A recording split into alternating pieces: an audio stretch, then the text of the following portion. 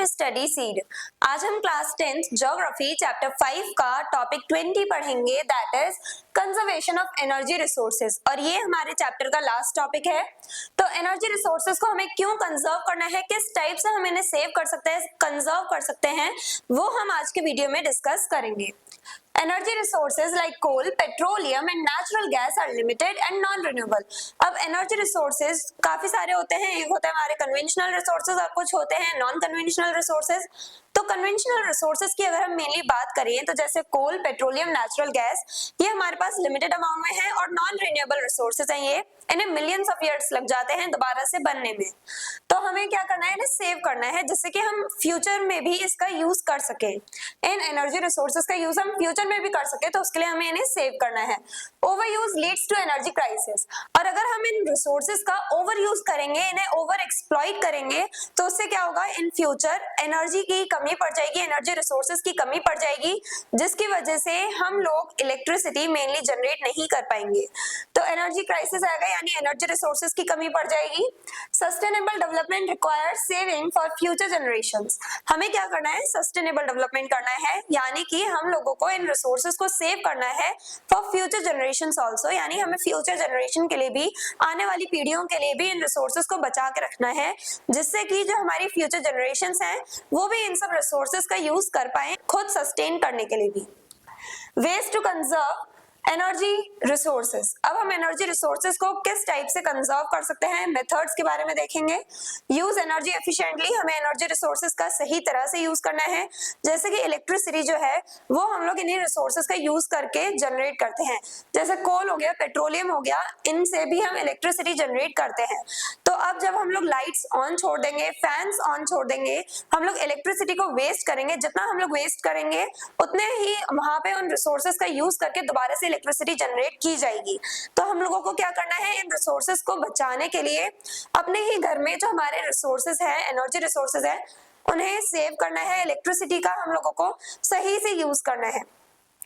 Promote renewable energy resources. और हम लोगों को जो रिन्यूएबल एनर्जी रिसोर्सेज है, यानी जो नॉन कन्वेंशनल एनर्जी रिसोर्सेज हैं, उनका यूज करना है ज्यादातर, क्योंकि ये हमारे पास बहुत ज्यादा अमाउंट में है, अनलिमिटेड अमाउंट में है। उनका यूज हम लोग कर सकते हैं जितना चाहे, लेकिन इन रिसोर्सेज को सेव करना है, कन्वेंशनल रिसोर्सेज को सेव करना है, और उसी के लिए हमें क्या करना है, रिन्यूएबल रिसोर्सेज का यूज करना है।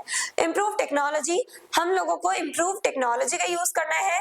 इन कोल, पेट्रोलियम, इन्हें एक्सट्रैक्ट करते टाइम जब हम लोग सही टेक्नोलॉजी का यूज नहीं करेंगे तो हो सकता है हम लैंड भी डिग्रेड कर रहे हैं, साथ ही साथ जो कोल, पेट्रोलियम हम लोग एक्सट्रैक्ट कर रहे हैं उसे भी डैमेज कर दे रहे हैं। आधा तो हम लोग डैमेज कर दे रहे हैं इन रिसोर्सेज को। तो हम लोगों को क्या करना है, इंप्रूव टेक्नोलॉजी का यूज करना है कि हम लोग सही से जमीन के अंदर से इन सभी रिसोर्सेज को सही से और सेफली एक्सट्रैक्ट कर सके। Government policies like energy conservation act 2001। अब गवर्नमेंट भी कुछ पॉलिसीज बनाए, कुछ लॉज बनाए, जिससे कि हम इन रिसोर्सेज को सेव कर सके। जैसे कि गवर्नमेंट ने एक एक्ट पास किया था, एनर्जी कंजर्वेशन एक्ट 2001 में, जिससे हमें पता चल रहा है कि इन एनर्जी रिसोर्सेज को कंजर्व करने के लिए गवर्नमेंट ने अपना योगदान दिया। गवर्नमेंट ने स्टेप लिया एनर्जी रिसोर्सेज को कंजर्व करने के टुवर्ड्स। Individual efforts. अब इंडिविजुअल्स की बात करें, यानी हम लोग पर्सनली ऐसे इन रिसोर्सेज को सेव कर सकते हैं। यूज सोलर कुकर्स और solar heaters when possible.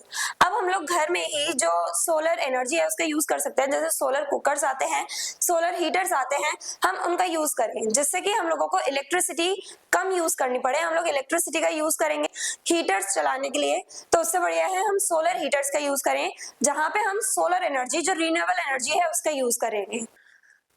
Set AC temperature to 24 to 26 degree Celsius to save electricity.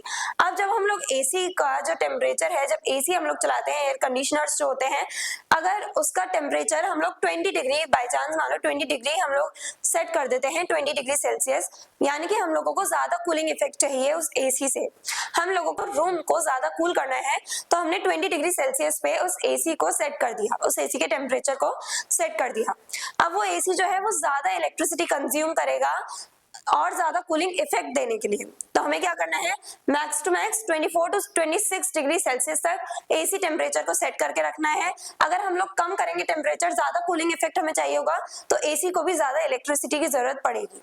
हम लोगों को इलेक्ट्रिसिटी का कम यूज करना है, इलेक्ट्रिसिटी को सेव करना है, तो हम लोगों को इस टेम्परेचर पे सेट करके रखना है AC को। Avoid burning waste and reduce pollution. हम लोग जो वेस्ट मटेरियल है उसे जला देते हैं, तो हम लोगों को वेस्ट मटेरियल को जलाना नहीं है, क्योंकि इससे पोल्यूशन क्रिएट होता है और हमारे एनवायरमेंट को हम लोग डैमेज करते हैं। पोल्यूशन क्रिएट होता है, एयर पोल्यूशन, वाटर पोल्यूशन, हम लोग बहुत देख रहे हैं पोल्यूशन की वजह से बहुत सारी प्रॉब्लम्स होती हैं। तो हम लोगों को पोल्यूशन क्रिएट नहीं करना है, वेस्ट को बर्न नहीं करना है। इंस्टेड हम क्या कर सकते हैं, इन वेस्ट मटेरियल्स का यूज कर सकते हैं बायोगैस जनरेशन के लिए, बायोगैस बना सकते हैं, बायोगैस प्रोड्यूस कर सकते हैं हम वेस्ट मटेरियल्स का यूज करके। तो आज के लास्ट टॉपिक में हमने क्या देखा कि एनर्जी रिसोर्सेज जो है वो बहुत ज्यादा इंपॉर्टेंट है। तो एनर्जी रिसोर्सेज को हमें कंजर्व करना है और नॉन रिन्यूएबल एनर्जी रिसोर्सेज पे हमें कम डिपेंड होना है और रिन्यूएबल एनर्जी रिसोर्सेज का यूज करना है। हम लोग जो इंडिविजुअल्स हैं वो भी अपने एफर्ट्स दे सकते हैं, किस टाइप से वो हमने डिस्कस किया, और साथ ही साथ गवर्नमेंट भी कुछ पॉलिसीज बनाए, कुछ लॉज बनाए, जिससे कि हम लोग इन रिसोर्सेज को सेव कर सके, कंजर्व कर सके। तो इस टॉपिक के साथ हमारा ये चैप्टर एंड होता है। इस चैप्टर में हमने डिफरेंट मिनरल्स के बारे में डिस्कशन करी। मिनरल्स टू टाइप्स के होते हैं, मेटालिक और नॉन मेटालिक, और एक स्पेशल कैटेगरी होती है एनर्जी मिनरल्स, जिनसे हमें एनर्जी मिलती है, यानी वही एनर्जी रिसोर्सेज। अब मेटालिक मिनरल्स जो है वो भी टू टाइप्स के होते हैं, फेरस एंड नॉन फेरस। फिर हमने एनर्जी रिसोर्सेज पे डिस्कशन करी।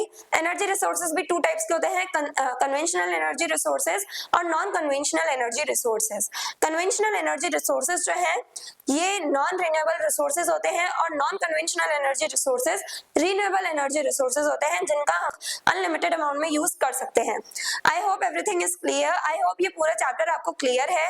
और अगर आपको इस चैप्टर के डिटेल नोट्स चाहिए तो हमारी वेबसाइट studyseed.net पे विजिट करें, लिंक डिस्क्रिप्शन बॉक्स में दिया गया है। मिलते हैं नेक्स्ट वीडियो में नेक्स्ट चैप्टर के साथ। Stay curious, stay consistent. Thank you very much.